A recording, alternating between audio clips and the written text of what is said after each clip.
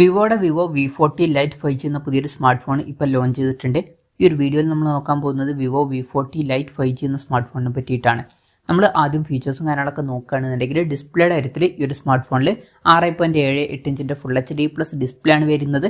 AMOLED ഡിസ്പ്ലേയും കാര്യങ്ങളൊക്കെ ഇതിൽ കൊടുത്തിട്ടുണ്ട്. എടുത്തു പറയേണ്ട ഒരു കാര്യം കൗഡായിട്ടുള്ള ഡിസ്പ്ലേയും കാര്യങ്ങളൊക്കെ ഇതിൽ വരുന്നുണ്ട്. പഞ്ചോൾ ഡിസൈനാണ് ഇതിൽ കൊടുത്തിരിക്കുന്നത്. പഞ്ചോൾ വരുന്ന ടോപ്പ് സെൻറ്റർ ഭാഗത്തായിട്ടാണ്. ഡിസ്പ്ലേയിൽ 120 ഹെർട്സിൻ്റെ റീഫ്രഷ് റേറ്റ് സപ്പോർട്ട് ചെയ്യുന്നുണ്ട്. 10-bit ഡിസ്പ്ലേ പോലുള്ള ഫീച്ചേഴ്സും കാര്യങ്ങളൊക്കെ ഇതിൽ വരുന്നുണ്ട്.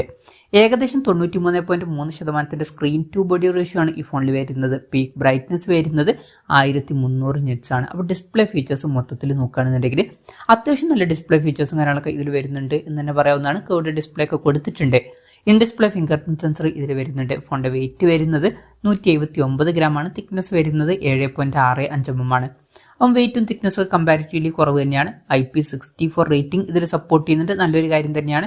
പിന്നെ ഈ ഫോണിൻ്റെ ഒരു ബ്രൗൺ കളർ വേരിയൻറ്റും ഒരു വൈറ്റ് കളർ വേരിയൻറ്റും ഇപ്പോൾ ലോഞ്ച് ചെയ്തിട്ടുണ്ട്. പ്രോസസ്സറിൻ്റെ കാര്യത്തിലോട്ട് വരികയാണെന്നുണ്ടെങ്കിൽ സ്നാപ്ഡ്രാഗൺ 6 Gen 1 എന്ന പ്രോസസ്സറാണ് ഈ ഫോണിൽ വരുന്നത്. ഇത് തിരക്കില്ലാത്തൊരു പ്രോസസ്സറാണ്. പക്ഷേ ഈ ഫോണിൻ്റെ വില 35,700 രൂപ പ്രൈസ് റേഞ്ചിലാണ് വരുന്നത്.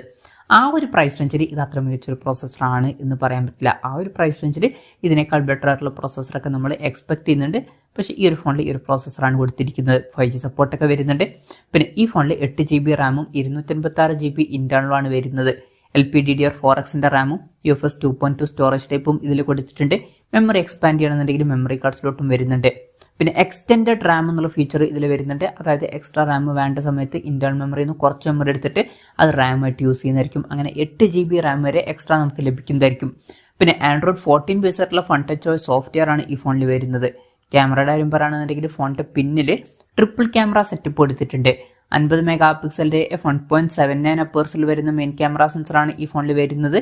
ഇത് സോണി IMX882 സെൻസറാണ്. പിന്നെ 8 മെഗാപിക്സലിൻ്റെ f2.2 അപ്പേഴ്സിൽ വരുന്ന അൾട്രാ വൈഡ് ആംഗിൾ ലെൻസ് വരുന്നുണ്ട്. ഇതിൻ്റെ ഫീൽഡ് ഓഫ് വ്യൂ വരുന്നത് 120 ഡിഗ്രിയാണ്. 2 മെഗാപിക്സലിൻ്റെ മാക്രോ ലെൻസും ഈ ഫോണിൽ കൊടുത്തിട്ടുണ്ട്. പിന്നെ ഫ്രണ്ടിൽ 32 മെഗാപിക്സലിൻ്റെ f2.0 അപ്പേഴ്സിൽ വരുന്ന സെൽഫി ക്യാമറയും വരുന്നുണ്ട്. അപ്പം ഓൺ പേപ്പർ അത്യാവശ്യം തിരക്കില്ലാത്ത നല്ല ക്യാമറ സ്പെസിഫിക്കേഷനൊക്കെ വരുന്നുണ്ട് എന്ന് തന്നെ പറയാവുന്നതാണ്.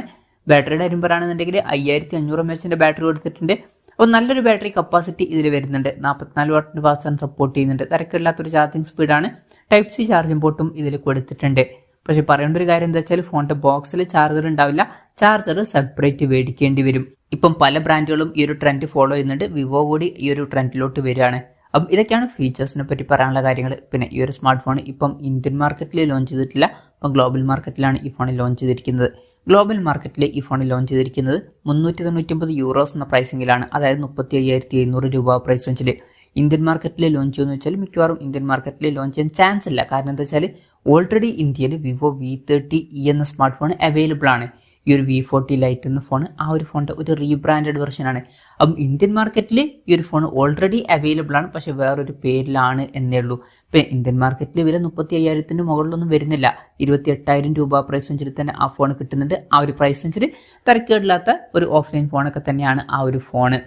എന്തായാലും വിവോയുടെ വിവോ V40 ലൈറ്റ് എന്ന പുതിയൊരു സ്മാർട്ട് ഫോൺ ഇപ്പോൾ ലോഞ്ച് ചെയ്തിട്ടുണ്ട്. ഈ ഒരു ഫോണിനെ പറ്റിയിട്ടുള്ള നിങ്ങളുടെ അഭിപ്രായം ജസ്റ്റ് ഒന്ന് കമൻറ്റ് ചെയ്യുക. അതുപോലെ തന്നെ ഈ ഒരു സ്മാർട്ട് ഫോൺ ഇന്ത്യൻ മാർക്കറ്റിൽ നിങ്ങൾ ഏത് പ്രൈസിങ്ങിലാണ് എക്സ്പെക്ട് ചെയ്യുന്നത് എന്നുള്ള കാര്യം കൂടി ജസ്റ്റ് ഒന്ന് കമൻറ്റ് ചെയ്യുക.